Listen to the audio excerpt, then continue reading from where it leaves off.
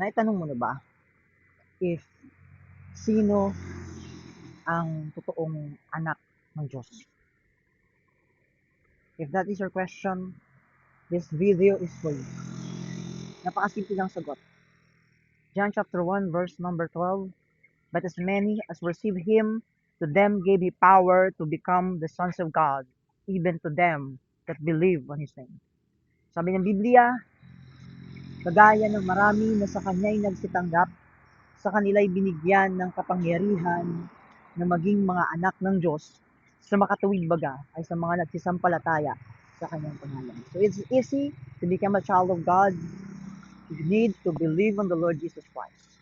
You need to accept that salvation is by faith alone. God bless you.